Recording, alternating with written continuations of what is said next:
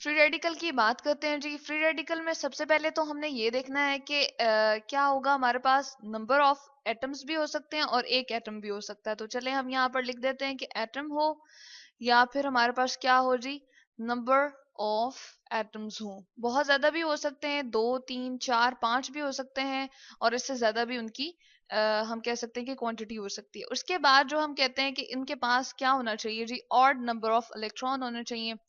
Odd number of electron से अब क्या मुराद है? इलेक्ट्रॉन के लिए मैंने यहाँ पर छोटा सा ई लिख दिया है, यानी कि इलेक्ट्रॉन 1 हो, 3 हो, 3 इलेक्ट्रॉन्स हो उसके अंदर, 5 इलेक्ट्रॉन हो एक एटम के पास, या ज्यादा सारे एटम्स के पास, या इससे ज्यादा आप 7 कह सकते हैं। और इसी तरह से आपके पास ऑड नंबर ऑफ इलेक्ट्रॉन होंगे तो उसको हम क्या कहते हैं जी, फ्री रेडिकल। अब इसको लिखने का तरीका क्या है? अब जैसे हाइड्रोजन का अगर फ्री रेडिकल में बनाना चाहूँ तो सबसे पहले तो हम उसका सिंबल लिखेंगे, और उसके बाद जो उसके ऑड नंबर ऑफ इलेक्ट्रॉन है उसको हम राइट टॉप कॉर्नर के ऊपर एक डॉट से रिप्रेजेंट कर देंगे। अब ये डॉट लिखने का मकसद क्या है जी, इसको मैं यहाँ पर लिख देती हूँ। ये आपको क्या शो कर रहा है, ये इलेक्ट्रॉन को शो कर रहा है, यानी कि इसका मतलब ये है इसके पास एक इलेक्ट्रॉन है। चलें अब हम बात कर लेते हैं कि फॉर्मेशन कैसे होती है इसकी, यानी कि फ्री रेडिकल आखिर बनेगा कैसे। तो हम कहते हैं कि जब एक मॉलिक्यूल आप लेते हैं हाइड्रोजन का, जैसे मैं अगर लिखूं कि H2 मैंने लिखा है, ठीक है, तो इसमें क्या होगा, इसको हम कहते हैं कि H2 मॉलिक्यूल हमने ले लिया। और इसकी अगर हम ये कहें कि किस तरह से बॉन्ड हुआ हुआ होता है, यानी कि दो हाइड्रोजन के एटम जो है आपस में किस तरह से बॉन्ड हुए हुए होते हैं, तो वो हम बना लेते हैं जी। आपने यहाँ पर एक H लिखा, उसके पास एक इलेक्ट्रॉन है अपना। इसी तरह से यहाँ पर हम एक H लिखते हैं और उसके पास अपना इलेक्ट्रॉन है। तो ये इलेक्ट्रॉन आपस में क्या करेंगे, शेयरिंग कर लेंगे, यानी कि ये वाला इलेक्ट्रॉन हाइड्रोजन का अपने ऑर्बिट में भी रिवॉल्व करेगा और कुछ देर के लिए इस हाइड्रोजन के एटम में भी आ जाएगा और रिवॉल्व करेगा।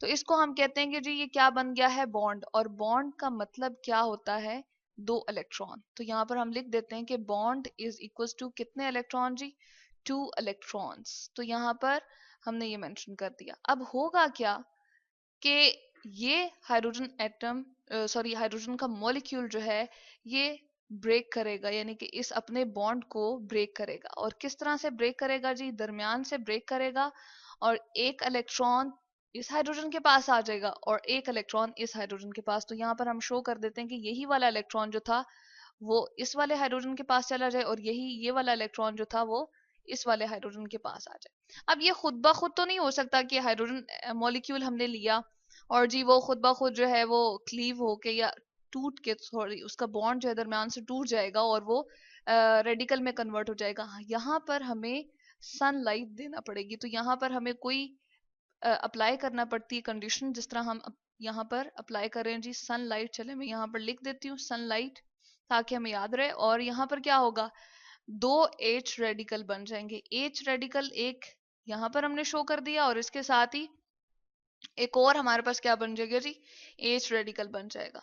ठीक है, क्योंकि हमने कितने, एक मॉलिक्यूल के अंदर हम हाइड्रोजन के दो एटम ले रहे होते हैं, तो रेडिकल भी आपके पास कितने बन जाएंगे जी, दो। अब इस H रेडिकल को देखते हैं हम, क्या है इसके पास, ऑड नंबर ऑफ इलेक्ट्रॉन है, यानी कि यहाँ पर एक डॉट का मतलब ये है, जो आपको ये डॉट नजर आ रहा है इसका मतलब ये है 1 इलेक्ट्रॉन। तो यहाँ पर ये हमारी कंडीशन फुलफिल हो रही है, ये फ्री रेडिकल है।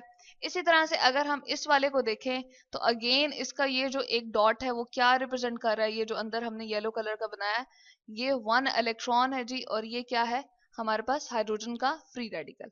तो यहां से हमें ये बात समझ में आ गई। इसके अलावा सनलाइट देने के अलावा हमें और कंडीशन क्या देनी पड़ती है जी, वो होती है हम हीट अगर अप्लाई कर दें, हीट बहुत ज्यादा अमाउंट में अप्लाई करेंगे तो भी आपकी क्या होगी, बॉन्ड जो है वो टूट जाएगा। जैसे हम लेते हैं क्लोरीन का, यहाँ पर एग्जांपल ले लेते हैं क्लोरीन गैस की, Cl2 मॉलिक्यूल ले लिया हमने, ठीक है। अब Cl2 मॉलिक्यूल क्या होगा जी, ये भी अगेन क्या होगा, इसके पास इसने बॉन्ड बनाया हुआ है इस वाले क्लोरीन के साथ, और इस क्लोरीन ने बनाया हुआ है बॉन्ड इस वाले के साथ। अब बॉन्ड हमेशा इनके दरमियान जो बनता है, जिस तरह हमने बात की थी वैलेंसी में कि कार्बन से आगे वाले जो एलिमेंट्स हमारे पास होते हैं उनके अंदर ऑक्टेट रूल अप्लाई हो रहा होता है, और ऑक्टेट रूल को ही फॉलो करते हुए वो अपना बॉन्ड बनाते हैं। यानी कि उनकी कंबाइनिंग पावर हम कहते हैं कि वो इस तरह से फुलफिल करते हैं कि उनके आखिरी वाले शेल में 8 इलेक्ट्रॉन होते हैं। तो हम कह सकते हैं कि इस वाले क्लोरीन के पास भी क्या होंगे, 8 इलेक्ट्रॉन होंगे। और इस वाले क्लोरीन के पास भी क्या होंगे 8 इलेक्ट्रॉन। और इस बॉन्ड का मतलब क्या था जी, हम शो कर रहे होते हैं एक एक इलेक्ट्रॉन। यानी कि इससे पहले क्या हुआ था, ये वाला एक इलेक्ट्रॉन जो इसके पास आ रहा है और ये वाला इलेक्ट्रॉन जो इसके ऑर्बिट में रिवॉल्व कर रहा है, तो ये इनके कितने कितने इलेक्ट्रॉन को पूरा कर रहा है जी, 8 8 इलेक्ट्रॉन को, और इनका ऑक्टेट जो है वो कंप्लीट हो रहा है।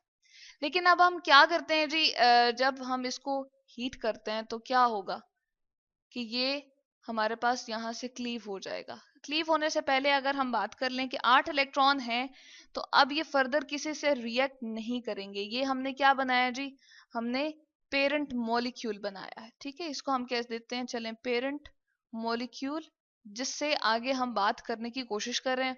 अब क्या होगा, जैसे ही हमने हीट अप्लाई की, या हमने चलें सनलाइट ही दोबारा से दे दी या हीट दी, तो क्या होगा जी, ये हमारे पास बॉन्ड ब्रेक हो जाएगा। ये जो क्लोरीन और क्लोरीन का बॉन्ड बना हुआ है, ये होमोलाइटिक ब्रेकेज इसमें आ जाएगी। होमोलाइटिक मैंने यहाँ पर टर्म इस्तेमाल किए, चले हम यहाँ पर लिख देते हैं कि इसके दरमियान क्या हो रही है, होमोलाइटिक ब्रेकेज हो रही है। चलें, इसको हम यहाँ पर लिख देते हैं होमोलाइटिक। होमोलाइटिक का मतलब होता है इक्वली, बराबर। ठीक है, और क्लेवेज या ब्रेकेज को हम कहते हैं कि टूटना किसी चीज का। तो यहाँ हम लिख देते हैं जी ब्रेकेज, और ये बॉन्ड इसका टूट गया। और इसमें यही होगा कि एक इलेक्ट्रॉन क्लोरीन वाला यहाँ चला जाएगा, और इस बॉन्ड का एक इलेक्ट्रॉन जो है वो इस क्लोरीन के पास चला जाएगा, और ये क्या बन जाएंगे जी, आपके पास दो क्लोरीन के फ्री रेडिकल बन जाएंगे। तो यहाँ पर ये हमने मेंशन कर दिया कि दो हमारे पास क्लोरीन के फ्री रेडिकल बन गए। अब एक एक इलेक्ट्रॉन इनका जो है वो कम हो गया। पहले इस बॉन्ड की वजह से इसके क्लोरीन के 8 इलेक्ट्रॉन थे, और इसी बॉन्ड की वजह से इस वाले क्लोरीन के 8 इलेक्ट्रॉन थे। लेकिन जब हमने इनको सेपरेट कर दिया, तो अब इनके पास कितने रह गए जी, 7 इलेक्ट्रॉन, इसके पास भी, और इसके पास भी कितने इलेक्ट्रॉन रह गए जी, 7 इलेक्ट्रॉन। तो अब इसको ऑक्टेट अपना कंप्लीट करने की जरूरत पड़ेगी, और जिसकी वजह से ये जो होंगे क्लोरीन फ्री रेडिकल, ये वाला भी और ये वाला भी, ये क्या हो जाएंगे जी, मोर रिएक्टिव हो जाएंगे। तो ये बात हमने यहाँ से देख ली कि आपके पास जो फ्री रेडिकल होते हैं वो मोर रिएक्टिव क्यों होते हैं अपने पेरेंट वाले मॉलिक्यूल से। हम कहते हैं Cl2 जो था उसको किसी के साथ कंबाइन होने की जरूरत नहीं पड़ रही थी, क्योंकि उसका ऑक्टेट कंप्लीट था। लेकिन जो क्लोरीन आपके पास रेडिकल आ जाता है, फ्री रेडिकल, वो मोर रिएक्टिव क्यों हो जाते हैं, क्योंकि उनका ऑक्टेट कंप्लीट नहीं होता, उनके पास 7 इलेक्ट्रॉन होते हैं। तो यहाँ से हमने उसकी फॉर्मेशन देख ली। इसके अलावा हम और भी बहुत सारे फ्री रेडिकल जी देख सकते हैं, जैसे ऑक्सीजन का फ्री रेडिकल हमने अगर शो करना हो तो हम इस तरह से बता सकते हैं।